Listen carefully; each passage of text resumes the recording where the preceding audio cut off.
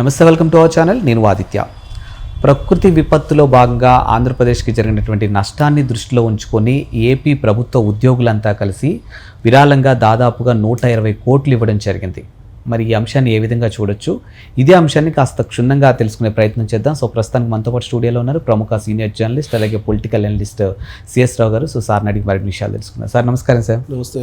ప్రకృతి విపత్తులో భాగంగా ఆంధ్రప్రదేశ్కి జరిగినటువంటి నష్టాన్ని మనం చూస్తూనే ఉన్నాం. వాటన్నిటిని దృష్టిలో ఉంచుకొని ఏపీ ప్రభుత్వ ఉద్యోగులందరూ కలిసి దాదాపుగా 120 కోట్లు విరాళంగా ఇవ్వడం జరిగింది. మరి దీన్ని మనం ఏ విధంగా ప్రశంసించవచ్చు? ఇప్పుడు యాక్చువల్గా ఆంధ్రప్రదేశ్ ప్రభుత్వ ఉద్యోగుల గురించి మనం ఒక వీడియో చేయడం జరిగింది 2 days బ్యాక్. ఎందుకంటే తెలంగాణ ఉద్యోగులను చూసి మీరు నేర్చుకోండి, సిగ్గుపడాలి. తెలంగాణ ఉద్యోగులు 100 కోట్ల రూపాయల విరాళం ప్రకటించారు. బట్ ఆంధ్రప్రదేశ్ ఉద్యోగులు మాత్రం కనీసం విరాళం ప్రకటించాలనేటువంటి ఆలోచన కూడా రాలేదు. ఆలోచన రాకపోగా చంద్రబాబు నాయుడికి సహకరించకుండా కొంతమంది ఉన్నారు. వీళ్ళని ఆంధ్రప్రదేశ్ సమాజం భవిష్యత్తులో క్షమించదు అనే యాంగిల్లో మనం ఒక వీడియో చేసాం. సరే, మొత్తం మీద వీడియో ఎఫెక్టా లేకపోతే వాళ్ళు ఆలోచించుకొని ముందుకు వచ్చారో తెలియదు, కానీ మొత్తానికి ఆంధ్రప్రదేశ్ ఉద్యోగులు అయితే ముందుకు వచ్చారు. ఆంధ్రప్రదేశ్ ప్రభుత్వ ఉద్యోగులు ముందుకు వచ్చి ఎన్జిఓస్ అలాగే జిఓస్ అంటే అధికారులు, ఉన్నతాధికారులు, ప్రభుత్వ ఉద్యోగులు plus NGOs, non gazetted officers అందరూ కలిసి వచ్చేసి 120 కోట్ల రూపాయలు విరాళంగా ప్రకటించారు. 120 కోట్లు. సో ప్రకటించి ప్రభుత్వానికి అండగా ఉంటామని చెప్పారు. ప్లస్ ప్రభుత్వ అధికారులు కూడా చంద్రబాబు నాయుడు పిలుపు మేరకు కొంచెం ముందుకు కదిలి సెలవులను రద్దు చేసుకొని ఇప్పుడున్నటువంటి విపత్తు నుంచి ఆంధ్రప్రదేశ్ ప్రభుత్వాన్ని కాపాడాలి అనేటువంటి ఒక ఆలోచనకి వచ్చారు. ఎట్టకేలకు ఎందుకు వచ్చారు, ఎందుకు ఆ ఆలోచన చేశారు అనే దాని మీద మనం విశ్లేషించుకోవాలి. ఎందుకనంటే ఆంధ్రప్రదేశ్ ప్రభుత్వ ఉద్యోగుల్లో ఇప్పటికీ కూడా జగన్మోహన్ రెడ్డికి సంబంధించినటువంటి సొంత మనుషులు ఉన్నారు కొంతమంది. సో వాళ్ళు ఇప్పుడున్నటువంటి ప్రభుత్వానికి కోఆపరేట్ చేయకపోగా కోవట్ల మాదిరిగా వ్యవహరిస్తున్నారు. ఇది నేను చెప్పడం కాదు, ప్రభుత్వంలో ఉండేటువంటి పెద్దలే చెప్తూ ఉన్నారు. ప్లస్ ఇటీవల కాలంలో సీఎం చంద్రబాబు నాయుడు గారు ఏం చెప్పారంటే, ప్రభుత్వ ఉద్యోగులు పనిచేయాల్సిందే, విపత్తు సమయంలో కొంతమంది పనిచేయట్లేదు, అలాంటి వాళ్ళు మీరు ఇష్టం లేకపోతే రాజీనామా చేసి వెళ్ళిపోండి అని చెప్పారు. అలా అంత ఘాటుగా ఆయన రియాక్ట్ అయ్యారు 3 days బ్యాక్. ఆ రియాక్ట్ అయిన తర్వాత మరి ఆలోచించుకున్నారో లేదంటే చంద్రబాబు నాయుడు దాదాపు శనివారం నుంచి అంటే వరద వచ్చినప్పటి నుంచి ఇవాళ వరకు కూడా ఆయన క్షేత్రస్థాయిలోనే ఉన్నారు. నిరంతర శ్రామికుల్లాగా నిరంతరం ఆయన అక్కడే ఉన్నారు. ఎప్పుడు నిద్రపోతున్నారో, ఎప్పుడు ఆయన కాలకృత్యాలు తీర్చుకుంటున్నారో, ఆయన ఎప్పుడు తింటున్నారో తెలియట్లా, కానీ ఎప్పుడు చూసినా కానీ ప్రజల మధ్యలో ఉంటున్నారు.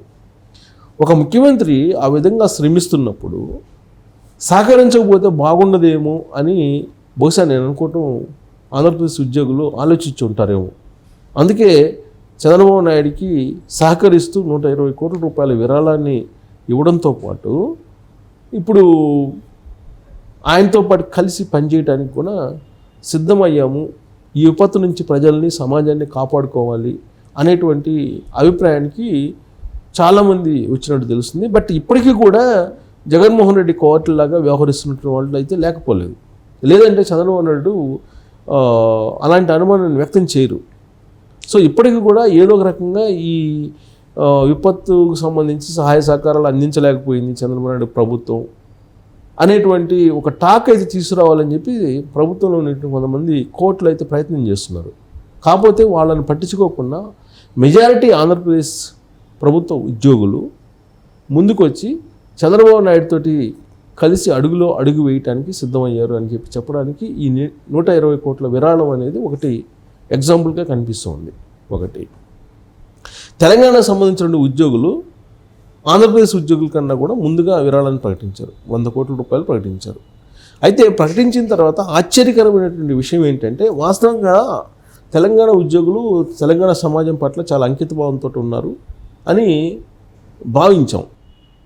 ఆ 100 కోట్లు ప్రకటించిన తర్వాత తెలంగాణ సమాజం పట్ల, తెలంగాణ ప్రజల పట్ల తెలంగాణ ప్రభుత్వ ఉద్యోగులు చాలా అంకితభావంతో ఉన్నారు, అందుకే 100 కోట్లు ప్రకటించారు, వాళ్ళని చూసి నేర్చుకోవాలి ఆంధ్రప్రదేశ్ ప్రభుత్వ ఉద్యోగులు అని చెప్పి మనం ఒక వీడియో చేసాం.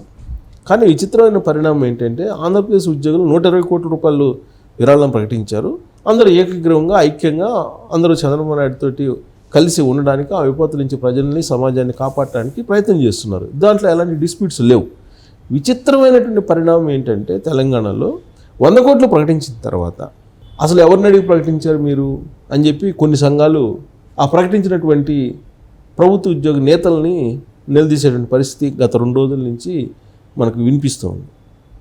ఇప్పుడు ఎన్జిఓస్ అంటే gazetted officers, non gazetted officers, వీళ్ళు 2 సంఘాలు ఉన్నాయి. ఇప్పుడు గెజిటెడ్ ఆఫీసర్స్ సంబంధించినటువంటి ప్రభుత్వ ఉద్యోగులేమో ఆ సంఘాలకు సంబంధించిన నేతలేమో ప్రకటించారు.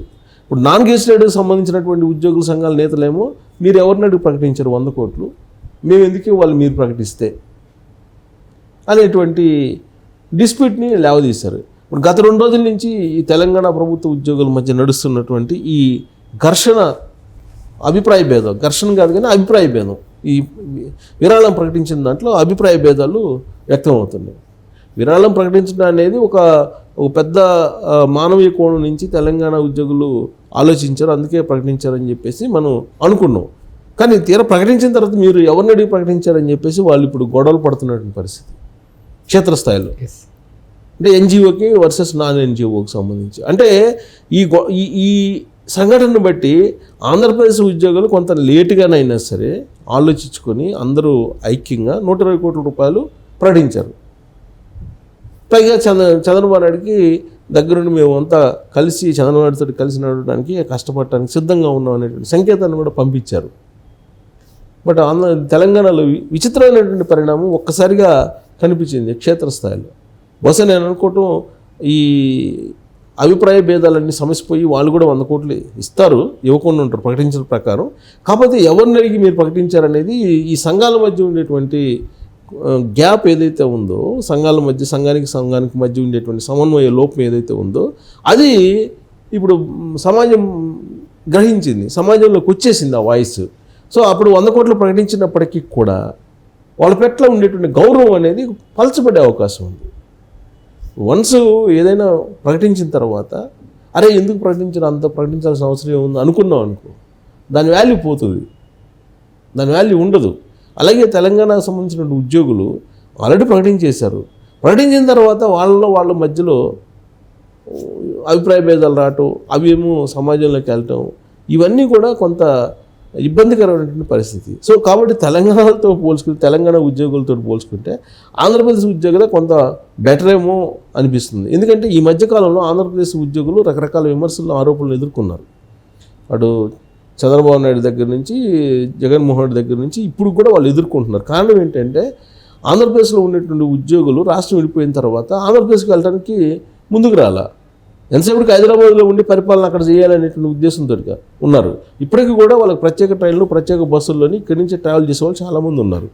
అక్కడ ఉండకుండా ప్రభుత్వాన్ని సహకరించకుండా ఉండేటువంటి ఉద్యోగులు ఇంకా అప్పటికి కూడా చాలామంది ఉన్నారు. ప్లస్ బెనిఫిట్స్ చాలా ఇచ్చారు ప్రభుత్వం వైపు నుంచి వాళ్ళకి. వాటిని ఎంజాయ్ చేస్తూ కూడా అక్కడ ప్రభుత్వంతో కలిసి నడవడానికి సిద్ధపడినటువంటి వాళ్ళు చాలామంది ఉన్నారు. పైగా జగన్మోహన్ రెడ్డికి సొంత మనుషుల్లాగా వ్యవహరించేటువంటి వాళ్ళు కూడా ఉన్నారు. ఇక్కడేమో ప్రజలతో సొమ్ముతోటి జీతాలు తీసుకుంటూ. సో ఇలాంటి అవలక్షణాలు, రుగ్మతలు చాలా ఉన్నాయి అక్కడ. అందుకనే తెలంగాణ ఉద్యోగ సంఘాలు బెటర్ అనేటువంటి ఒపీనియన్ ఉండేది.